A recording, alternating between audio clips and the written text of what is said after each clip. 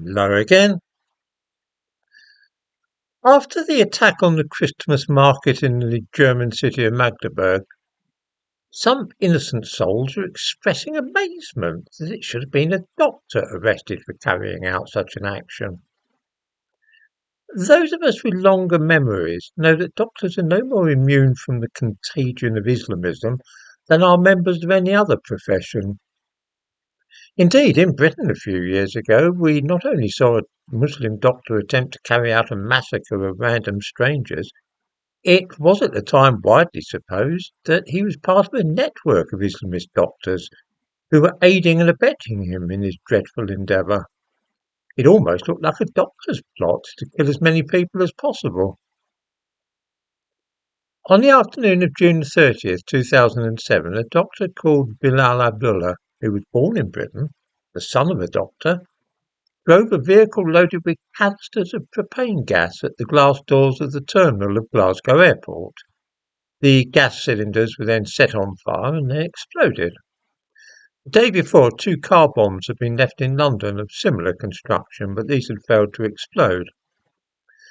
The doctor was accompanied on his murderous enterprise by an engineer who died of his burns after the incident.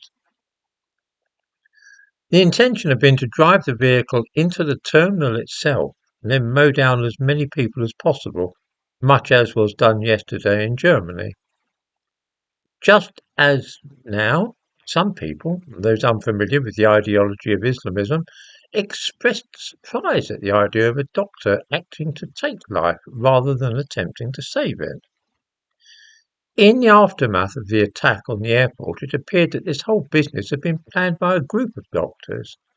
I do not say that it was so, merely that this is how it appeared at the time. Shortly after the attack in Glasgow, the police arrested another doctor called Mohammed Afshar and charged him with conspiracy to murder and conspiracy to cause explosions. He was a friend of Bilal Abdullah, had lent him money, and Abdullah was the man who was eventually convicted of ramming the vehicle into the terminal building.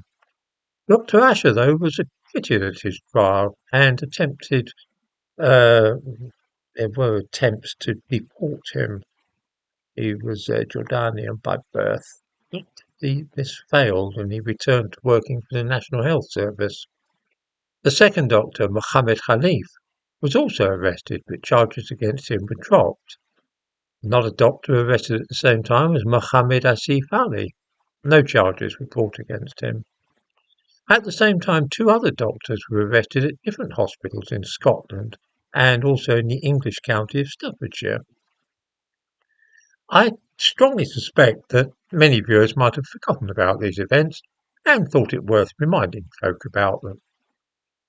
I need hardly add that all the doctors mentioned, other than Bilal Abdullah, who is serving a minimum term of 32 years imprisonment, emerged from all this with unblemished characters. The problem is that few people really understand the nature of Islamism, which transcends both national borders and also the generally accepted view of the common humanity of people in the world. Islamists grade humans according to their devotion to the Prophet, and nothing else is really of value. You are either for Islam or you are against God, and those who are against God deserve no mercy in either this world or the next. Incidentally, although we've forgotten all about the Glasgow airport attacks, it has had a great effect upon the architecture of London. This was the first time that anybody had deliberately tried to drive a vehicle into a building by ramming its way through the doors. It had previously been assumed, of course, that such a thing as a car hitting a door like that would only happen during a road accident. It was from this time that stout bollards began to be erected in rings around the entrances to the major railway stations in London, as well as certain government buildings, shopping malls, and so on. Viewers might want to look out for such things the next time they're walking around central London. That Muslim doctor's actions have had a very long-lasting effect.